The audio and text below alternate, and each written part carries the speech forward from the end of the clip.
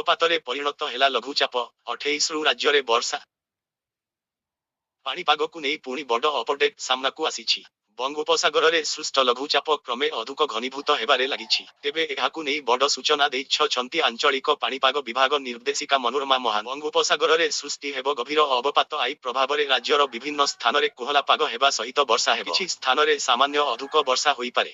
ଏ ନେଇ ପୂର୍ବାନୁମାନ କରିଛି ଆଞ୍ଚଳିକ ପାଣିପାଗ ବିଭାଗ। ତେବେ ରାଜ୍ୟରେ ଲଘୁଚାପର ସିଧାସଳଖ ପ୍ରଭାବ ଅଛି କି ନାହିଁ, ଏ ନେଇ ଅନେକ ପ୍ରଶ୍ନ ଉଠୁଥିବା ବେଳେ ପାଣିପାଗ ବିଜ୍ଞାନ କେନ୍ଦ୍ର ନିର୍ଦ୍ଦେଶିକା ଏ ନେଇ ସ୍ପଷ୍ଟ କରିଛନ୍ତି। ବଙ୍ଗୋପସାଗରରେ ସୃଷ୍ଟ ସୁଦୃଶ ଲଘୁଚାପ ଅବପାତରେ ପରିଣତ ହୋଇଛି। କ୍ରମେ ତାହା ଗଭୀର ଅବପାତରେ ପରିଣତ ହେବ। ତେବେ ରାଜ୍ୟରେ ଏହାର ନାହିଁ ସିଧାସଳଖ ପ୍ରଭାବ। 28ରୁ 1 ତାରିଖ ରାଜ୍ୟର ବିଭିନ୍ନ ସ୍ଥାନରେ କୋହଲା ପାଗ ସାଙ୍ଗକୁ ହାଲୁକା ବର୍ଷା ନେଇ ପାଣିପାଗ ବିଭାଗର ଆକଳନ। ଆଇ ବଙ୍ଗୋପସାଗରରେ ସୃଷ୍ଟ ଲଘୁଚାପ ଅବପାତରେ ପରିଣତ ହୋଇଛି। ଦକ୍ଷିଣ ବଙ୍ଗୋପସାଗର କେନ୍ଦ୍ର ଭାଗରେ ସକ୍ରିୟ ରହିଛି ଅବପାତ। ଆଇ କ୍ରମଶଃ ଏହା ଉତ୍ତର ପଶ୍ଚିମ ଦିଗରେ ଗତି କରି ଆସନ୍ତାକାଲି ଅର୍ଥାତ୍ ମଙ୍ଗଳବାର ଗଭୀର ଅବପାତରେ ପରିଣତ ହେବ।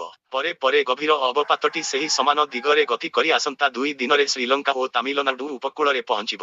ଏହା କେଉଁ ଉପକୂଳ ଦେଇ ଅତିକ୍ରମ ତାହା ଏବେ ବି ଅସ୍ପଷ୍ଟ ରହିଛି। ତେବେ ଏହାର ପ୍ରଭାବ ରାଜ୍ୟ ଉପରେ ସିଧାସଳଖ ପଡ଼ିବ ନାହିଁ ବୋଲି ପାଣିପାଗ ବିଭାଗ ସୂଚନା ଦେଇଛି। ହେଲେ 28 ତାରିଖରୁ ରାଜ୍ୟରେ ପାଣିପାଗ ସାମାନ୍ୟ ପରିବର୍ତ୍ତନ ହେବ। 28ରୁ 1 ତାରିଖ ଉତ୍ତର ଉପକୂଳ ଓଡ଼ିଶାରେ କୋହଲା ପାଗ ସାଙ୍ଗକୁ ହାଲୁକା ବର୍ଷା ନେଇ ଆକଳନ କରିଛି ପାଣିପାଗ ବିଭାଗ।